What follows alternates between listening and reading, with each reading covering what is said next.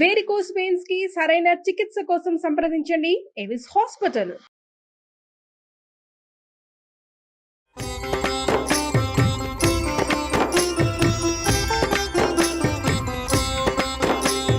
నమస్కారం.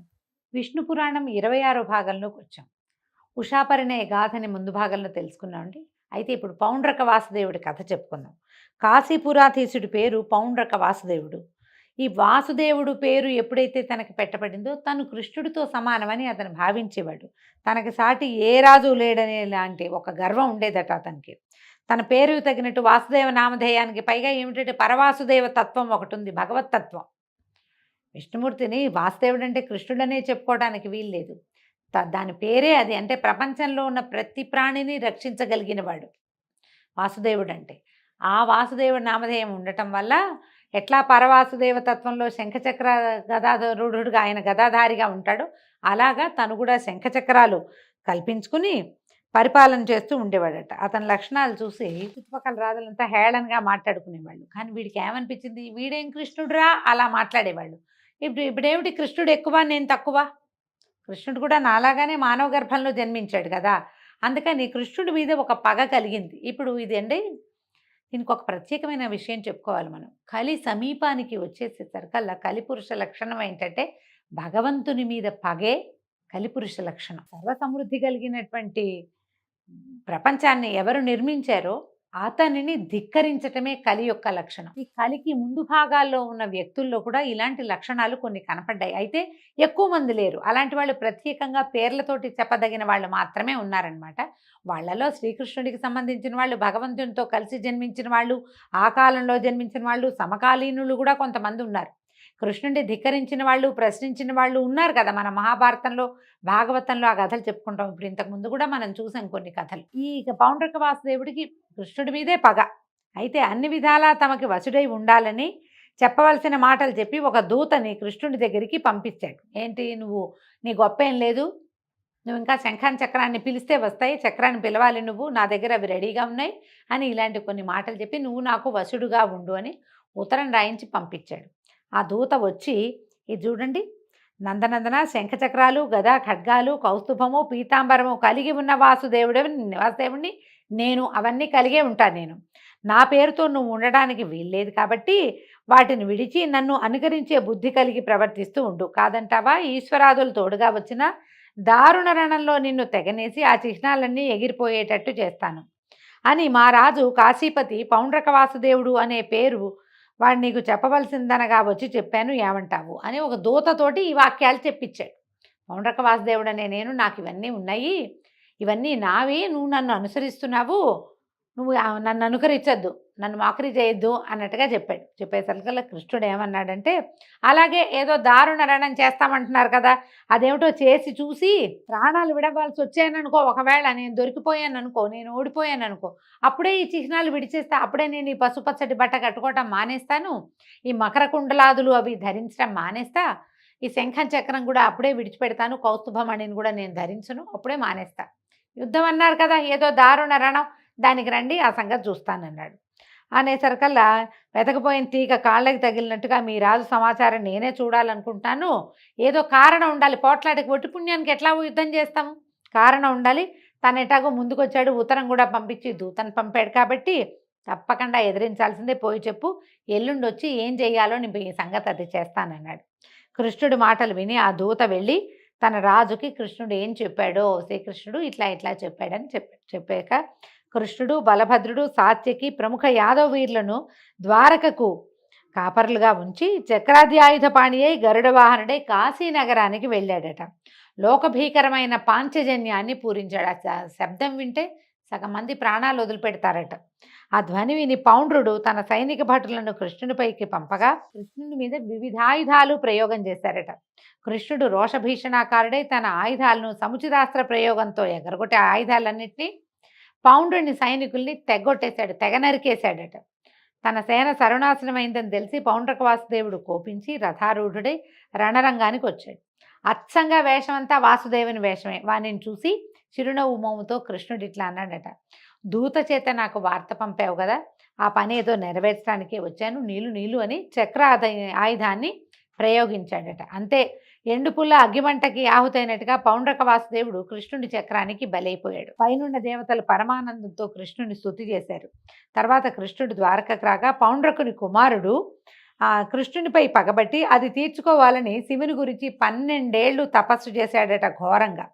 శివుని వల్ల ఒక శక్తిని వరంగా పొంది దాన్ని ద్వారకకి వచ్చి ప్రయోగించాడు. కృష్ణుడు అది తెలిసి చక్రాన్ని విడువగా అది పౌండ్రకుని కొడుకుని వాడు ప్రయోగించిన శక్తిని ముక్కలు చెక్కలు చేసేసిందట. ఇలాగా కృష్ణుడు చేసినటువంటి పనులు అతిమానుషములు. అలాగే బలభద్రుడు చేసిన పనులు కూడా వర్ణనాతీతాలైన కార్యక్రమాలు చేశాడు. దుష్ట శిక్షణ, శిష్ట రక్షణ, ధర్మ సంస్థాపన లక్ష్యంగా ఇలపై అవతరించి ఆ విష్ణువు చేసిందంతా ధార్మికమే. ఆత్మబంధువైనా సరే అధర్మ మార్గాన ప్రవర్తించాడంటే వానిని సమూలంగా నాశనం చేసిన ధర్మమూర్తి శ్రీకృష్ణుడు. దేవాదులకు కూడా ఆశ్చర్యుని ఆనందాన్ని కలిగించే పనులెన్నో చేశాడు. దుష్ట శిక్షణ చేసి భూభారం తీర్చటమే లక్ష్యంగా నారాయణుడు ద్వాపర యుగాంతంలో కృష్ణుడిగా యదువంశంలో జన్మించాడు. పాండవులకు కౌరవులకు ఆస్తి పంపకం నెపంతో కలహం కలిగించి ఉభయ పక్షాలని యుద్ధానికి సిద్ధం చేశాడు. ఇరు వర్గాలకి తోడుగా ఇలపై గల రాజులు ఎందరో వచ్చారు. మొత్తం అంతా 18 అక్షౌహిణుల బలగం. తన పర అనే భేదం లేనివాడే అర్జునునికి రథసారథి అయి 18 దినాలు పోరు ఘోరంగా జరిగేటట్టు చేశాడు. సర్వనాశనం కూడా అయ్యింది. అలాగే యాదవులను చూస్తూ పరస్పరం వైరం కలిగించి వాళ్లలో వారు కొట్టుకు చచ్చేటట్టుగా చేశాడు. చివరికి తన అన్న బలరాముడు పరమపదానానికి వెళ్ళిపోయారు. అలా చెప్పగా మైత్రేయుడు మహాత్మా, ఆపదల్లో ఉన్నవారిని ఆదుకునే కృష్ణుడు తన వంశీయులకే కలహాన్ని పుట్టించి చంపటమేమిటి? బలరామ పద్ధతి ఏది? ఆయన ఎలా వెళ్ళాడు? ఎక్కడికైనా పరమపదానికి ఎలా వెళ్ళాడు? అదేదో వివరించమని కోరుతూ ఉంటే పరాశరుడు ఇట్లా చెప్పాడట.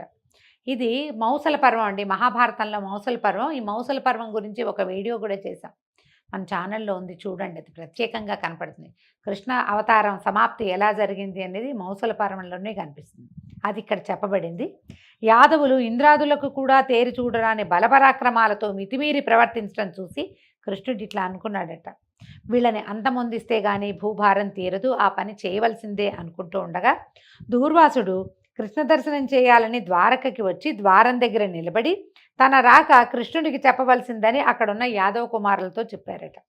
వీళ్ళు ఈ పని చేయకుండా దైవ నిర్ణయం వల్ల కృష్ణుని మనవడైనటువంటి సాంబుడికి గర్భవతి వేషం వేసి దూర్వాసుని ముందు వద్దకు తీసుకొచ్చి, అయ్యా దీనికి కొడుకు ఎప్పుడు పుడతాడు అని అడిగారట. అడగంగానే అసలు విషయం గ్రహించినటువంటి దూర్వాస మహాముని కోపం ప్రకటించే చూపుతో చూసి, దీనికి కొడుకు పుట్టడు, ఇనపరోకలి దీని కడుపులోంచి వస్తుంది, వెంటనే యుద్ధం ఆరంభం అవుతుంది, దానివల్ల ఘోర యుద్ధం జరుగుతుంది, యదువంశమంతా నశిస్తుంది. నా మాట బ్రహ్మ కూడా నా మాటని తప్పించలేడు, వీడు ఆడది కాదు, ఇది గర్భవతి వేషం, పొండి మూర్ఖులారా, మీరు మూర్ఖులు, చావడానికే పుట్టారు మీరని వెళ్ళిపోయాడు.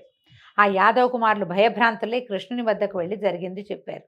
ముని శాపానికి ఎదురీత చేయగలడు, కానీ చేయడానికి ఇచ్చగించలేదు కృష్ణుడు. చేయగలడు ఆయన, కానీ ఇదేమిటి, యదువంశ నాశనం ఎలాగూ తప్పదు, వీళ్ళు శాపగ్రస్తులు వీళ్ళు.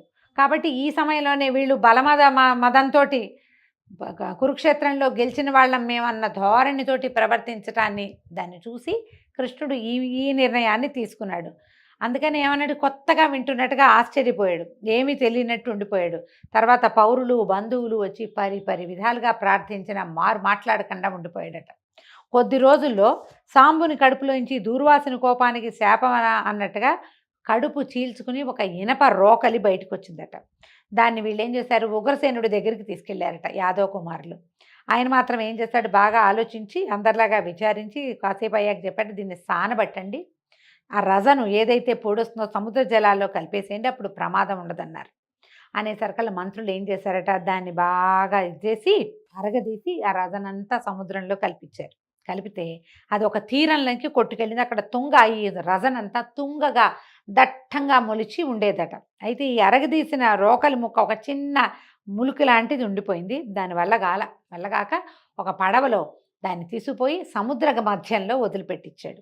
దాన్ని ఒక చేప మింగేసిందట ఆ ములుకుని. ఒక జాలరి ఆ చేపను పట్టుకుని దాని పొట్ట కోస్తే, చేపను కోసినప్పుడు దాని పొట్టలోంచి ఈ ఇనప దింత ములుకు లాంటిది బయటపడింది. పడేసరికల్లా వాడు తన స్నేహితుడైన ఒక వేటగాడికి అది ఇచ్చాడట. ఇది చాలా పదునుగా ఉంది చూడమంటే వాడేం చేశాట, తన బాణం కొసకి దాన్ని ఇట్లా ముళ్ళులాగా, మాడాలకి కొస కావాలి కదా, ఎడ్జ్కి దీన్ని ఇట్లా పెట్టుకొని ఉంచుకున్నాడు. ఇక ద్వారకలో ఎన్నో దుర్నిమిత్తాలు కనపడ్డాయట. కుక్కలు నక్కలు ఇళ్లల్లోకి వచ్చేయటం, ఇళ్ల మీదకి ఎక్కి అరవటం, కాకులు గుడ్లగూబలు కలిసి ఇళ్లల్లో కూయటం, గబ్బిలాలు ఇళ్లల్లోకి ప్రవేశించటం, పట్టపగలు మింట చుక్కలు కనపడడం, అకాల మేఘాలు, మేఘాల్లోంచి వర్షం, ఈ రక్తపు వర్షం కురవడం, పురవరి వీధిలో క్రూర మృగాలు బయటకు వచ్చేయటం. మనం ఇప్పుడు చిరుత సంచారం అని వింటుంటాం కదా. చిరుత సంచారం ఏంటంటే దుర్నిమిత్తం అట, మంచి సంజ్ఞ కాదు. అవి ఎక్కడ ఉండాలి? అడవుల్లో ఉండాలి. ఊళ్ళల్లోకి వచ్చేయటం మంచిది కాదట. భయంకరంగా కూతలు, గ్రహాలని వక్రగతిన సంచరించడం, పట్టపగలే కనిపిస్తూ ఉండటం, ఆవిరితోటి అగ్గి మంటలు వచ్చేస్తూ ఉండటం, ఇవన్నీ యదువంశం వినాశం కాబోతోంది అనే దానికి సూచనగా కనపడేవి. అయితే ఒకనాడు ఉద్ధవుడు వచ్చి కృష్ణుడి దగ్గరకు వచ్చాడట. కృష్ణ, నీకు తెలియంది కాదు, ద్వారకలో దుర్నిమిత్తాలు కనపడుతున్నాయి. మరి నీ పుత్రమిత్రాదుల సంరక్షణ ఏమిటి? ఏం చేయబోదాము, ఇప్పుడు ఏం చేద్దాము అని అడిగితే ఈయన చెప్పాడట కృష్ణ పరమాత్మ వాక్యాలు చూడండి. ఉద్ధవ, ద్వాపర యుగం అయిపోవచ్చింది. భూభారం తీర్చడానికే నా రాక. యుద్ధాలలో దుష్టుల్ని చంపించాను. మిగిలింది ఏంటంటే ఒకంత యాదవ వంశం. దీన్నే అంతమొందించాలి. చేజేతులా నేనది చేయటం లోకధర్మానికి విరుద్ధమని తంత్రం వేశాను. అదే మునిశాపం. నేనది మళ్ళించగలను, కానీ వీళ్ళంతా గతి తప్పి ఉన్నారు. వీళ్ళంతా సద్గతి పొందాలి వీళ్ళు. అందుకని ఇక నీ మాట ఏంటంటే, నువ్వు నన్ను మనసులో ధ్యానిస్తూ ఉండు, నీకు ముక్తిని కలిగిస్తాను. నేను కూడా ఈ నరరూపాన్ని, మానవ రూపాన్ని విడిచి దివ్యపదానికి వెళ్ళిపోతాను. తర్వాత ఈ ద్వారక సముద్ర జలాల్లో కలిసిపోతుంది. ఈ వాక్యాలు పరమ రహస్యాలు మనసులో పెట్టుకో, వెళ్ళు. నువ్వు మాత్రం నా నామధ్యానం చేసుకుంటూ ఉండని ఉద్ధవుడిని పంపేశాడు. ఉద్ధవుడు ఏం చేశాడట, గంధమాదన పర్వతానికి వెళ్ళి బదరికాశ్రమంలో నరనారాయణులు ఏ స్థానంలో తపస్సు చేశారో అక్కడే తపస్సు చేసుకోవటం మొదలుపెట్టాడట. ఒకనాడు దేవదూత అమరావతి నుంచి కృష్ణుడిని దర్శనానికి వచ్చి ఇంద్రుడి మాటగా ఏకాంతంలో చెప్పాడట. దేవా, నువ్వు మహాత్ముడివి, భూభారాన్ని తీర్చడానికి మానవుడివై ఇల మీద జన్మించావు. తర్వాత వాళ్ళకి మానవులకి కలహాలు కలిగించి యుద్ధాలు మహోద్ధతంగా చేసావు. ఆడవాళ్ళు తప్ప మగ పురుగులు లేకుండా చేసేసావు. ఇక మిగిలిన వాళ్ళు మీ యాదవులు, వీళ్ళను కూడా అంతమొందించి ఇక నువ్వు పరమపదానికి చేరవలసిందిగా కోరుతున్నాను. కాలగమనాన్ని లెక్కించాలి. నువ్వు 100 ఏళ్లకి మించి భూమి మీద ఉండటం భావ్యమా అంటే 100 ఏళ్ళు లేవు కృష్ణుడికి అని చెప్తోందండి పురాణం. కొంచెము మన మహాభారతం లెక్కల ప్రకారం కాస్త అటు ఇటుగా లెక్క పెడితే ఒక 130 సంవత్సరాలు అలా ఉన్నట్టు కనిపిస్తుంది. మరి ఈయన 100 ఏళ్లకి మించి ఉండద్దు అని ఈ విష్ణు పురాణంలో చెప్పబడింది. ఇట్లా ఈ మాటలు వినిపించిన ఆ దూతను చూసి ఇంకా 7 రోజుల్లో యాదవ వంశనాశనం అవుతుంది, అది కాగానే పరమపదానికి చేరిపోతానని ఇంద్రుడికి చెప్పు అని దూతని పంపేసి వాడిపోయి ఇంద్రుడికి తెలియజేశాడట. తర్వాత యాదవులు విష్ణుమాయా ప్రేరితులై ప్రభాస తీర్థంలో స్నానం చేసి మహోత్సవం పేరుతోటి మద్యం తాగి మత్తెక్కి మాటకి మాట మీరి బాహాబాహి కచాకచి ముష్టాముష్టి పోరాడటమే కాకుండా అస్త్రశస్త్ర ప్రయోగం చేసి దానితో చాలక కత్తులతో పోరాడుకుని అది సరిపోక సముద్రం ఒడ్డున ఉన్న తుంగ తీసి దాంతో బాదుకోవటమే కృష్ణ మాయ వల్లే ఇది జరిగిందట. ఒక్కొక్క తుంగ కర్ర దెబ్బ ఎంత దెబ్బ తగులుతండి. ఇంతంత బాణాలకి ఎదుర్కొని యుద్ధం చేయగలిగిన వాళ్ళకి మహాబలవంతులు యాదవులు, వాళ్ళకి ఏం అవ్వకూడదు. కానీ ఆ తుంగ ఎలా ఉందంటే వజ్రాఘాతంలాగా తగిలిందట ఒక్కొక్క దాని దెబ్బ. అందరూ ఒకళ్ళ తర్వాత ఒకళ్ళు మరణించారు. శంఖచక్ర గదా శార్గాలు కృష్ణునికి ప్రదక్షిణంగా తిరిగి వైకుంఠానికి వెళ్ళిపోయాయి. తర్వాత కృష్ణుడు అన్నతోటి రథం ఎక్కాడట. దారుకుడు అల్లనల్లన రథం నడిపించి సముద్ర తీరానికి చేర్చాడు. బలరాముడు ఒకించుకు అలసినట్లు అనిపించి ఓ చెట్టు కిందకి కూర్చున్నాడట. చెట్టు కింద కూర్చుని అలా అలసటగా ఉందని కళ్ళు మూసుకున్నాడు. అంతే, అంతలో ఆయన ముఖం నుంచి శేషుడు నిజస్వరూపంతో అవతరించి సముద్ర జలాల్లోకి ప్రవేశించాడు. సముద్రుడు సముచిత రీతిని ఉపచారం చేశాడు. వాసుకి మొదలైన నాగపతులు వచ్చి స్వాగతం పలికారు. శేషుడు వారందరినీ ఆదరంతో చూసి వారితో కలిసి అమరలోకానికి వెళ్ళిపోయాడు. అప్పుడు కృష్ణుడు దారుకుణ్ణి చూసి, దారుక, నువ్వు ఇక ద్వారకకి వెళ్ళు, నేను మరి నగర ప్రవేశం చెయ్యను, పైలోకానికి నేను వెళ్ళిపోతాను. నువ్వు వెళ్ళి ఉగ్రసేనుడు ఇంకా ఉన్నవాళ్ళు అక్కడ ఎవరుంటే వాళ్ళు వినేలాగా చెప్పమన్నాడు. ఉగ్రసేనుడు వృద్ధుడే, వసుదేవుడు వృద్ధుడే అండి. వాళ్ళంతా పెద్దవాళ్ళు అయిపోయారు, యువకులంతా చనిపోయారు. ఇప్పుడు ఉగ్రసేనుడు, స్త్రీలు, ఇంకా బాలురు కొంతమంది మిగిలారు, చిన్నపిల్లలు. వాళ్ళందరూ వినేలాగా యాదవులు కొట్టుకు చావటం, బలభద్రుడి నిష్క్రమణ, నా పరమపద ప్రాప్తి వివరించు. నువ్వు ద్వారకకి వెళ్ళి గనక ఈ విషయం అంతా చెప్తే అర్జునుడు వచ్చి మా స్త్రీలను తీసుకెళ్తాడు. అతను వెళ్ళగానే ద్వారక సముద్రంలో కలిసిపోతుంది. వజ్రధరునితో కలిసి యాదవులకు పరలోక క్రియలు నిర్వర్తించి అప్పుడు పరలోకానికి వెళ్తాడు. ఇక నీవు నాపై ఎంతో భక్తి కలిగిన వాడివి కాబట్టి నీకు పరమపదాన్ని ప్రసాదిస్తున్నాను అని చెప్పి దారుకుడు, ఈ దారుక పేరు ఈ మన మాయాబజార్ లాంటి సినిమాల్లో కనపడుతుందండి. ఆయన యొక్క రథసారథి. చివరి వార్త, కృష్ణుడు లేడన్న వార్తని కూడా అర్జునుడికి తెలియచేసింది ఈ దారుకుడే. చివరి వార్త కూడా అతనే చెప్పాడు. ఈయన పునః పదే పదే ప్రణామాలు చేసి దండాలు పెట్టి ద్వారకకి వెళ్ళిపోయాడు. ఈయన ఏం చేశాడట, దారుకుడిని పంపించి కృష్ణుడు ఒక చెట్టు కింద యోగాసన పద్ధతిలో కూర్చున్నాడు. అలా కూర్చున్నాడు. ఒక కాలు మడిచి పొడుగ్గా పడుకున్నాడు. ఓ కాలు మడిచి రెండో మోకాలు మీద వేసుకున్నాడట. ఇలా కొన్ని గాథల్లో చెప్పడుతుంది. కాలు మీద కాలు వేసుకుని ఇట్లా పడుకున్నాడు అని, పాదాలు పొడుగ్గా చాపి ఓ పాదాన్ని రెండో పాదం నిలబడి ఉంటే కనుక వ్యత్యస్త పాద అరవిందుడుగా చెప్తారు కృష్ణ పరమాత్మని. ఆయన నిలబడి ఫ్లూటు అవి వాయించాలంటే రెండు కాళ్ళ మీద ఇట్లా నుంచోకుండా పాదం ఇలా వేసి నుంచుంటాడు. వ్యత్యస్త పాద అరవింద అన్న పాటలు కూడా ఉండేవి. అట్లా నిలబడి ఉన్నవాడు అలాగే పడుకున్నాడు. పాదం మీద పాదం వేసుకున్నాడట. వేసుకుంటే ఇంతలో జడుడు అనే మ్లేచ్చుడు అక్కడికి వేటకు వచ్చి కృష్ణుని పద్ధతిని చూసి ఆ పాదం ఉన్న దాన్ని ఆ దూరం నుంచి చూసేసరికల్లా ఎర్రటి పాదము, అవి దూరానికి అతనికి ఒక లేడి పొలకువలాగా అనిపించింది అనమాట. ఈ పాదాల్లో ఉన్న రేఖలు అవి దూరానికి అది చెట్ల మధ్య నుంచి ఒక లేడి తాలూకు కన్నుగా అలా కనపడేసరికి మృగమని భావించి భ్రాంతిపడి మీదగా బాణాన్ని ప్రయోగించాడు. ఈయన పడుకున్నాడు కదా, నిద్రలో మనకు కూడా కొంత వయసు వచ్చాక వేళ్ళు అవి కదులుతాయండి. ఈయనకి బొటన వేలు కాస్త కదులుతోందట. అది మృగం తాలూకు చెవి, ఆ పాదాల్లో కనపడుతున్నటువంటి రేఖలేమో మృగం తాలూకు కన్ను. మృగం అంటే జంతువు అని కాదండి, లేడిని మృగం అంట. అందుకని మృగనయని అంటారు. అంటే పెద్ద పెద్ద లేడి కళ్ళ వంటి కళ్ళు కలిగిన స్త్రీ అని. ఈ లేడే, దాని పేరే మృగం. కింద రేఖలేమో నేత్రంలాగాను, ఆ బొటన వేలు కదులుతున్నదేమో దాని చెవి యొక్క కదలికగాను భ్రమపడి బాణాన్ని వేసేసాడు. వేసేసరికల్లా ఇంకేముంది, శంఖచక్ర శార్గ గదాధారుడు, గదా శ్రీవత్సలాంఛనుడు, పీతాంబరుడు శ్రీకృష్ణుడు ఆయన కనపడ్డాడు. కనపడేసరికల్లా భయంతో దుఃఖంతో భగవంతుడిని కొట్టానన్న ఆర్తితో వాడు కదిలిపోయి దుఃఖించాడు. దుఃఖించి ఏం చేశాడు, పాదాల దగ్గర పట్టుకున్నాడట. వంగి వంగి నమస్కరిస్తే వాడి భక్తికి ప్రసన్నుడై పరమపద నివాసాన్ని అనుగ్రహించాడట. వెంటనే దివ్యపురుషులు వచ్చి ఆ కిరాతుడిని తీసుకుపోయాడు. ఒకంతసేపటికి గరుత్మంతుడు రాగా శ్రీకృష్ణుడు యోగాసనాన్ని చాలించి గరుడ వాహనుడై సురల అభినందనలకు ఆనందిస్తూ స్వస్థలానికి వెళ్ళిపోయాడు. ఎప్పుడైతే ఈ దెబ్బ తగిలిందో, తగిలిన వెంటనే కృష్ణుడు వెళ్ళలేదు. పరిగెత్తుకొచ్చినటువంటి కిరాతుణ్ణి అనుగ్రహించిన తర్వాతే ఆయన పరమపదానికి వెళ్ళాడని విష్ణు పురాణంలో చెప్పబడుతుంది. దారుకుడు నగరంలోకి ప్రవేశించి వసుదేవునకు, ఉగ్రసేనునికి, పౌరులకి అందరికీ చెప్పాడు. యాదవుల మృతి, బలరాముని గమనము, శ్రీకృష్ణుని స్వస్థానగతి విని వారంతా ఎంతో చింతకి లోనై ఉండగా ఆ సమయంలో కృష్ణుని చూడాలనే కోరికతోటి అర్జునుడు వచ్చాడు. దారుకుడు ఈ మొదల జరిగినవన్నీ చెప్పగా అతను మిగులు దుఃఖించి సేన వసుదేవులతో కలిసి బలభద్ర వాసుదేవుల కళేబరాలు చూసి మనసులో అనుకున్నాడట, సృష్టి స్థితిలయాలకు కర్త అయిన వాసుదేవుడు సముద్ర తీరాన ఏకాకిగా ఎవరూ తోడు లేకుండా ఒక కిరాతుని బాణాలకి గురై ప్రాణం విడిచాడా అకటా అని ఎంతో విచారించాడట. తర్వాత రుక్మిణి సత్యభామాదులు యనమండ్రు కృష్ణునితో సహగమనం చేశారట. అలాగే రేవతి అగ్నికి తన తనువు నర్పించి బలభద్రుని అనుగమించింది. దేవకి వసుదేవులు, ఉగ్రసేనాది బంధువులు కూడా అలాగే వెళ్ళిపోయారు. అర్జునుడు వ్రజుడి చేత ఆ యాదవులకు పరలోక క్రియలు చేయించి ద్వారవతికి వచ్చాడు. అందరూ చూస్తూ ఉండగానే ఈ పారిజాతం రివ్వున ఎగరి గాలిలో కలిసిపోయి అమరావతికి వెళ్ళిపోయింది. ద్వాపరం ముగిసింది. కలిప్రవేశ లక్షణాలు కనపడడం మొదలుపెట్టాయి. ఇలా అయిన తర్వాత ఏం చేశాడు, ద్వారకలో ఉన్న వాళ్ళందరినీ తీసుకెళ్ళి ఈయన ఒక రమ్యమైన ప్రదేశాన్ని, శుభ్రంగా ఉన్న ప్రదేశంలో ఉంచాడట. ఆ సమయంలో కృష్ణుని అంతఃపురం తప్ప మిగిలిందంతా సముద్ర జలాల్లో కలిసిపోయింది. అయితే వాసుదేవుడు భక్తవత్సలుడు గనక అక్కడ ప్రత్యక్షంగా స్వరూపంలో ఉంటాడట. ద్వారకలో ఆయన నడిచాడు, తిరిగాడు, అక్కడే పడుకున్నాడు. అక్కడే ఎన్నో రకాలమైన ఎంతోమందికి ఆశ్రయం ఇచ్చాడు, రక్షణ ఇచ్చాడు, ఎంతమందినో కాపాడాడు, కరుణించాడు, కోరిన కోరికలు తీర్చాడు.